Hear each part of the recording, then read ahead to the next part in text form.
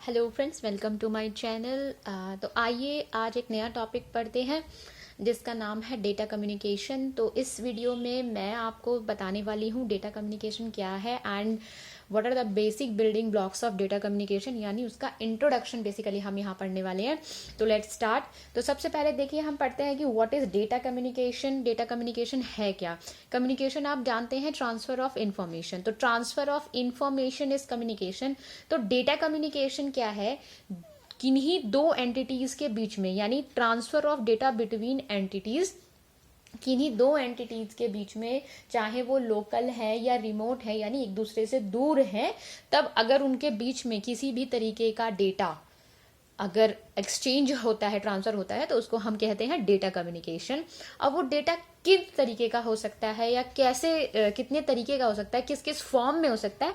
तो data types can be text के form में हो सकता है, it can be numbers 1 2 3 4 and it can be a image. कोई पिक्चर हो सकती है, कोई इमेज हो सकती है, कोई फोटो हो सकती है, कोई ऑडियो हो सकती है, सॉन्ग हो सकता है, कोई वीडियो मूवी यानी वीडियो के फॉर्म में हो सकती है। तो इन सब की फॉर्म्स में ही अगर डेटा दो एंटिटीज के बीच में एक्सचेंज होता है, भले ही वो रिमोट एरिया में हो या फिर वो लोकल हो, यानी in the line of site हो, तो उसको हम कहेंगे डेटा कम्युनिकेशन।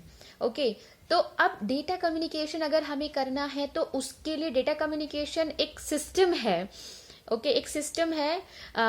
तो उस सिस्टम को बनाने के लिए what are the basic needs, और you can say basic requirements और बेसिक बिल्डिंग ब्लॉक्स और द कंपोनेंट्स और units, whatever you can say, क्या होने चाहिए या क्या है वो हम पढ़ते हैं। तो कंपोनेंट्स या फिर यूनिट्स ऑफ डेटा कम्युनिकेशन, जिनसे मिलकर हमारा डेटा कम्युनिकेशन बनता है।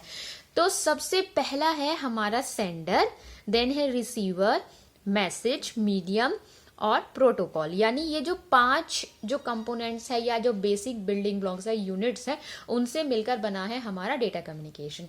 सेंडर का मतलब कि जो ये दो एंटिटी मैंने यहाँ पे दिखाई है, एंटिटी 1 एंटिटी 2, ये कोई सिस्टम हो सकता है, ये कोई डिवाइस हो सकता है जिन दोनों के बीच में डेटा का ट्रांसफर होना है। तो अगर एंटिटी 1 एंटिटी 2 को डेटा भेज रही है या सेंड कर रही है, तो entity 1 at that time is called sender, यानी डेटा को जो ट्रांसफर कर रहा है, जो भेज रहा है। एंटिटी 2 जो इस डेटा को रिसीव कर रहा है, that is the receiver. Then अब इन दोनों के बीच में जो भी डेटा जा रहा है, जो कि टेक्स्ट, नंबर, इमेज, कुछ भी हो सकता है, तो वो है मैसेज। और वो मैसेज इनमें से किसी भी फॉर्म में हो सकता है। अब ये जो मैसेज जाएगा, ऑब्वियसली ये मैसेज जाएगा किसी ना किसी माध्यम से।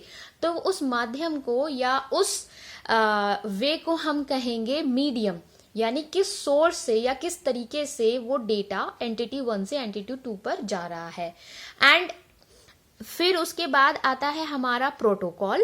प्रोटोकॉल का मतलब यहाँ पे क्या है? देखिए, अगर एंटिटी 1 एंटिटी 2 को कोई भी डेटा सेंड कर रही है या ट्रांसमिट कर रही है, तो इसके लिए बहुत ज़रूरी है, या फिर it is the one of the most important requirement, कि एंटिटी 1 के पास भी अपना एक सेट ऑफ रूल्स होगा जिसके द्वारा डेटा को भेजेगी, और एंटिटी 2 के पास भी एक सेट ऑफ रूल्स होगा जिसके द्वारा वो डेटा को रिसीव करेगी। बिकॉज अगर ये कोई अलग तरीके का सिस्टम है जिसमें कुछ अलग सॉफ्टवेयर यूज हो रहा है या कुछ अलग डिवाइस है ये, और ये कुछ न्यू डिवाइस है या ये ओल्ड डिवाइस है, दोनों की जो कंपैटिबिलिटी है वो अलग है, तो दोनों को एक सेट ऑफ रूल्स पे अग्री होना पड़ेगा, कंपैटिबल होना पड़ेगा, जिसके द्वारा वो आपस में डेटा को एक्सचेंज कर सके। तो basically set of rules called protocol. ये हम अपनी नेक्स्ट वीडियो में पढ़ेंगे कि बेसिकली प्रोटोकॉल क्या है और ये कैसे यूज होता है। तो जरूर देखिएगा मेरी नेक्स्ट वीडियो, जो कि OSI ISO मॉडल पे बेस्ड होगी।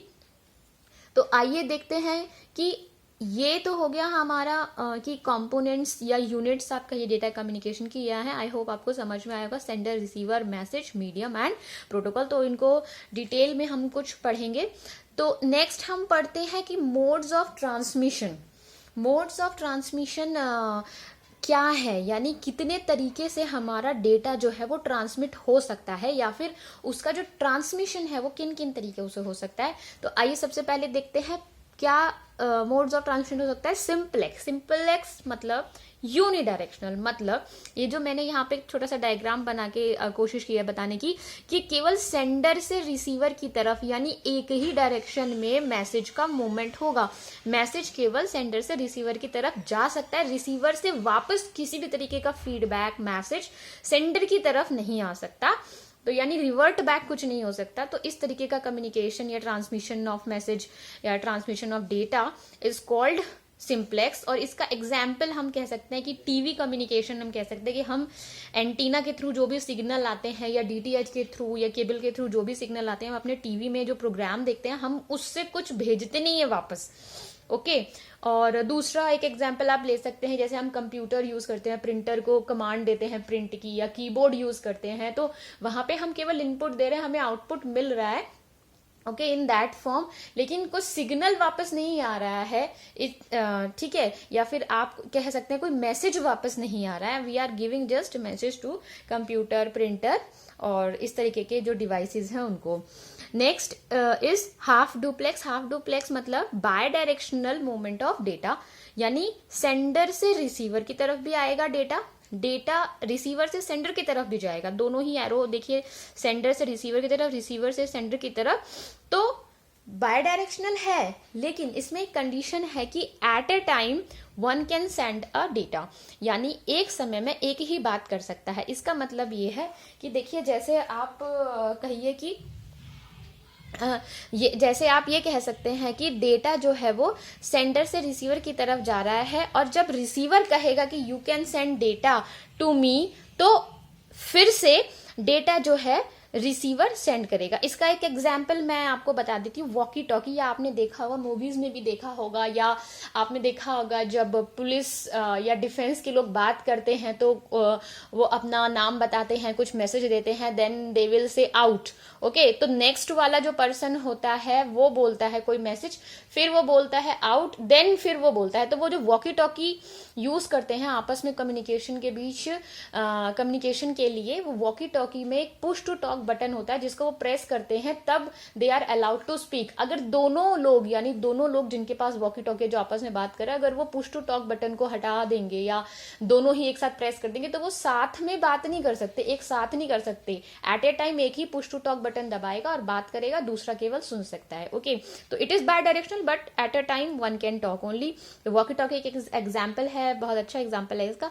Then come the full duplex. तो फुल डुप्लेक्स में क्या होता है, साइमल्टेनियस एंड बाय डायरेक्शनल, यानी बाय डायरेक्शनल भी है, सेंडर से रिसीवर की तरफ जा रहा है, रिसीवर से सेंडर की तरफ आ रहा है, और ये एक एरो जो मैंने शो किया इसका मतलब ये है कि एक साथ हो सकता है ट्रांसमिशन। बहुत अच्छा एग्जांपल इसका, हम मोबाइल कम्युनिकेशन, हम उस पर कॉन्फ्रेंसिंग कर सकते हैं, हम वीडियो कॉलिंग कर सकते हैं, एक साथ बोल सकते हैं, बात कर सकते हैं। We don't have to wait, we don't have to कहने की हमें जरूरत नहीं कि अब मैं चुप हूँ आप बोलिए, या कोई बटन प्रेस करने की जरूरत नहीं है बोलने के लिए। तो simultaneous communication is full duplex communication. तो ये जो कम्युनिकेशन है या डेटा कम्युनिकेशन जो मैं आपको बता रही हूँ, जैसे कि मैंने आपको कहा, तो ये सभी transmission they can be analogue और दे कैन बी डिजिटल और दे कैन बी हाइब्रिड, यानी डिजिटल भी डेटा ट्रांसमिशन हो सकता है, एनालॉग भी हो सकता है, हाइब्रिड भी हो सकता है। और डिजिटल ट्रांसमिशन की हम बात करें तो इलेक्ट्रॉनिक डेटा या मशीन लैंग्वेज का जो डेटा ट्रांसमिशन होगा, या मशीन लैंग्वेज की फॉर्म में जो डेटा ट्रांसमिट होगा, that is digital signal. And जो एनालॉग फॉर्म, रेडियो फॉर्म, या फिर आप एग्जांपल के तौर पे कहें जो टेलीफोनिक वायर्स में जो ट्रांसमिशन होगा, तो उस ट्रांसमिशन को हम एनालॉग सिग्नल कहेंगे। अगर दोनों का मिक्सचर हम मिला दें, जैसे कि आप डीटीएच का example, direct to home service, तो उसको हम हाइब्रिड। तो एक एग्जाम्पल के तौर पर मैं बता रही हूँ कि इस तरीके से जो हम डेटा फ्लो के बारे में पढ़ रहे हैं, तो वो डिजिटल भी हो सकता है दो एंटिटीज के बीच में, वो एनालॉग भी हो सकता है, वो हाइब्रिड, यानी दोनों का कॉम्बिनेशन भी हो सकता है। तो नेक्स्ट टॉपिक पर चलते हैं, मोड्स ऑफ डेटा फ्लो, यानी हमने डेटा को ट्रांसमिट तो किया है, अब वो किस माध्यम से, या फ्लो उसका जो हो रहा है वो किस तरीके से हो रहा है। तो दो तरीके के फ्लो हैं डेटा फ्लो। तो पहला उसमें है सिंक्रोनस, दूसरा है एसिंक्रोनस। तो एसिंक्रोनस में क्या है, देखिए एसिंक्रोनस में जो डेटा जाता है वो बाइट्स और कैरेक्टर के फॉर्म में जाता है, जबकि सिंक्रोनस में जो डेटा जाता है ब्लॉक्स या फ्रेम के फॉर्म में जाता है। ब्लॉक्स या फ्रेम के फॉर्म में जाता है डेटा। तो इसमें क्या है, एक क्लॉक की रिक्वायरमेंट होती है, वो क्लॉक क्या करती है सिंक्रोनस डेटा ट्रांसमिशन के केस में, कि वो क्लॉक सेंडर और रिसीवर के बीच में एक सिंक्रोनाइजेशन मेंटेन करती है, जिसमें कि उनको बार बार कहने की जरूरत नहीं पड़ती कि अभी हम डेटा भेज रहे हैं, अभी आप रुक जाओ, या फिर से मैं डेटा भेज रहे हैं। तो इस तरीके का कम्युनिकेशन नहीं है, क्योंकि सिंक्रोनाइजेशन है, अंडरस्टूड है कि डेटा आपस में एक्सचेंज हो रहा है। जबकि एसिंक्रोनस में ना कोई क्लॉक यूज नहीं होती है, वहां पे डेटा बाइट्स और कैरेक्टर्स के फॉर्म में होता है, जिसमें कि हर एक कैरेक्टर या हर एक बाइट में क्या होता है, एक स्टार्ट बिट होती है, एक स्टॉप बिट होती है, जिससे ये पता चलता है कि अच्छा अब स्टार्ट बिट आ गई है, अब डेटा आना शुरू हो गया, अब स्टॉप बिट आ गई है, अब डेटा स्टॉप हो गया है। तो एवरी टाइम जब भी डेटा सेंड होता है या जब भी डेटा भेजा जाता है, तो उस टाइम पे स्टार्ट बिट और स्टॉप बिट का यूज करके डेटा को सेंड और रिसीव किया जाता है। ओके, तो इस तरीके के सिंक्रोनस ट्रांसमिशन जो होता है उसमें क्या होता है, क्लॉक की रिक्वायरमेंट होती है, इसमें कोई क्लॉक रिक्वायर्ड नहीं होती। दैट इज द रीजन कि डेटा ट्रेवलिंग टाइम कांस्टेंट होता है सिंक्रोनस में, बिकॉज एक डेडिकेटेड चैनल है, या एक आप कह लीजिए एक सिंक्रोनाइजेशन है बिल्कुल दोनों सेंडर और रिसीवर के बीच में। No need to tell again and again कि data is going to transmit and we have to wait और we have to maintain this level of data transmission. जबकि एसिंक्रोनस में there is start and stop bit जो ये सब बताती है। मैंने ये आपको बता ही दिया है, इसमें एक क्लॉक होती है, हाई प्रिसाइज क्लॉक यूज होती है, इसमें कोई क्लॉक यूज नहीं होती है। क्योंकि इसमें सिंक्रोनाइजेशन होता है ऑलरेडी ड्यू टू क्लॉक, तो इसका जो डेटा ट्रांसमिशन रेट है वो फास्ट है, और ऑब्वियसली डेटा बर्स्ट के फॉर्म में ट्रांसफर होता है धीरे धीरे धीरे धीरे। ओके, तो इसलिए इसका जो डेटा ट्रांसमिशन रेट है वो स्लो है। अब जब इतनी सारी चीजें इसमें यूज हो रही है, सिंक्रोनस में एक हाई प्रिसाइज क्लॉक भी है और भी सोफिस्टिकेटेड डिवाइसेस जो इसमें यूज होते हैं, जिसकी वजह से इसकी कॉस्ट बढ़ जाती है। तो सिंक्रोनस ट्रांसमिशन एक कॉस्टली ट्रांसमिशन है, asynchronous transmission is somewhat economical. तो सबसे अच्छा एग्जाम्पल हम लेते हैं, अगर मोड्स ऑफ ट्रांसमिशन की बात करें और उनमें डेटा फ्लो की बात करें, तो सिंक्रोनस फुल डुप्लेक्स का एग्जाम्पल यू कैन से, या और एसिंक्रोनस हाफ डुप्लेक्स, यानी half duplex transmission is asynchronous transmission, और हाफ डुप्लेक्स में असिंक्रोनस डेटा फ्लो होता है, जबकि फुल डुप्लेक्स में सिंक्रोनस डेटा फ्लो होता है। तो you can give an example, अगर 2 मार्क्स में क्वेश्चन आए तो आप इसको डिफरेंशिएट के बीच के पॉइंट ऑफ व्यू से भी लिख सकते हैं, और एज अ थ्योरी भी आप इसको लिख सकते हैं। तो नेक्स्ट टॉपिक की तरफ चलते हैं, जो है मोड्स ऑफ डेटा ट्रांसमिशन। तो मोड्स यानी अब 2 एंटिटीज है, किसी न किसी तरीके से तो आपस में कनेक्ट होंगी, कोई ना कोई माध्यम होगा। माध्यम जो हमने अभी पढ़ा था कि one of the components of data transmission. Okay, तो मीडियम कैसे हो सकते हैं 2 एंटिटीज के बीच में? तो मीडियम कैन बी गाइडेड और अनगाइडेड, या आप कह सकते हैं इट कैन बी वायर्ड और इट कैन बी अनवायर्ड, या फिर वायरलेस। तो वायर्ड की अगर हम बात करें तो it can be twisted pair cables, जो कि 2 तरीके के होते हैं, अनशील्डेड यूटीपी और शील्डेड ट्विस्टेड पेयर केबल, जो कि एसटीपी के नाम से जाने जाते हैं। ट्विस्टेड पेयर केबल बहुत ही कम अभी यूज होते हैं, क्योंकि इनमें नॉइस की बहुत प्रॉब्लम होती है, इसकी वजह से इनका यूज दिन पर दिन कम होता जा रहा है। लेकिन RJ45 is one of the twisted pair cable का एग्जाम्पल आप कह सकते हैं, जो कि अभी भी यूज हो रहा है।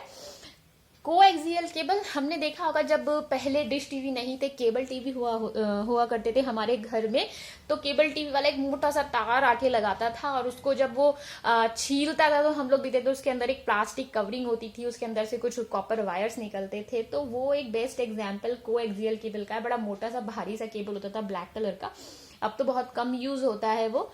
Next is optical fibre. अब बहुत ज्यादा जो इंटरनेट फैसिलिटी प्रोवाइड करने के लिए ग्लोबली यूसेज में आ रहा है वो है ऑप्टिकल फाइबर, जिसमें लाइट के फॉर्म में डेटा ट्रेवल करता है from sender to receiver at a very high speed, और बहुत ही सोफिस्टिकेटेड कह लीजिए, या बहुत ही अच्छा माध्यम आप कह लीजिए फॉर ट्रांसमिशन।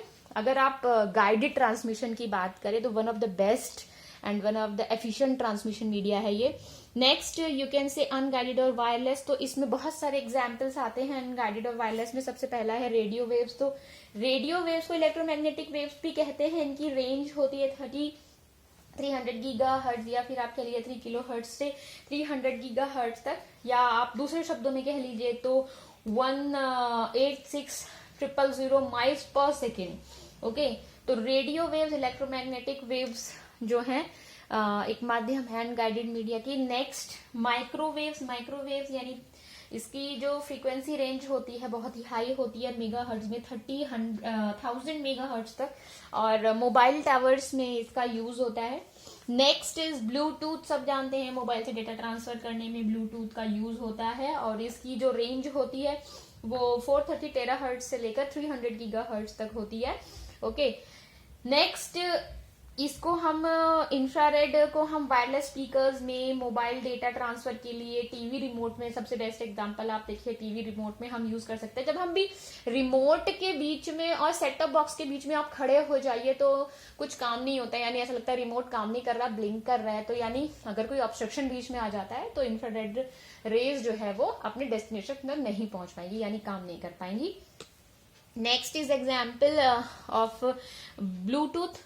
जैसे मैंने आपको बताया microwave, radio wave and infrared wave, और आप इसमें कह सकते हैं सैटेलाइट कम्युनिकेशन। सब जानते हैं गीगाहर्ट्ज में uplink frequency and downlink frequency उसकी गीगाहर्ट्ज में होती है, तो गीगाहर्ट्ज में वो वर्क करता है 6 to 4 गीगाहर्ट्ज सी बैंड की अगर आप बात करेंगे तो ये सारे गाइडेड और अनगाइडेड मीडियाज हैं जो कि transmission as a medium of data transmission में, डेटा कम्युनिकेशन में यूज होते हैं।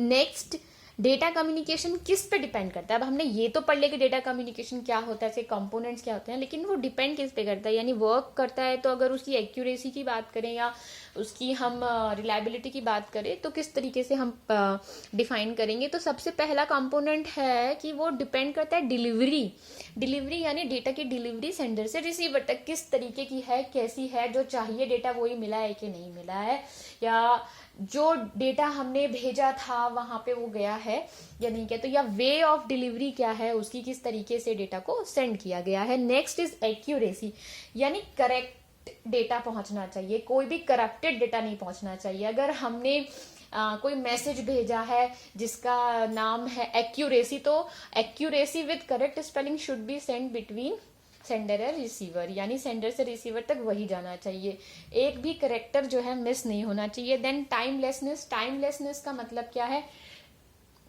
किसी भी डेटा की वैलिडिटी या किसी भी डेटा की जो इम्पोर्टेंस यू कैन से तभी है जब वो टाइम से पहुंचे, डिले से ना पहुंचे, या फिर सेंडर और रिसीवर के बीच में अगर कोई कंपैटिबिलिटी है टाइम को लेकर तो वो बनी रहनी चाहिए। ऐसा नहीं है कि receiver is not ready to receive और सेंडर उसे सेंड करता जा रहा है, डेटा ओवरफ्लो हो रहा है या डिले हो रहा है, ऐसा नहीं होना चाहिए। तो time is one of the most important constraint. Jitter, अब जैसा कि मैंने आपको बताया कि डेटा जो ट्रांसफर होता है पैकेट के फॉर्म्स में होता है, तो पैकेट के फॉर्म्स में यानी अगर पैकेट का अराइवल टाइम ही वेरी हो जाएगा तो प्रॉब्लम आएगी, यानी डिसरप्शन आएगा या डिस्टॉर्शन आएगा डेटा फ्लो में।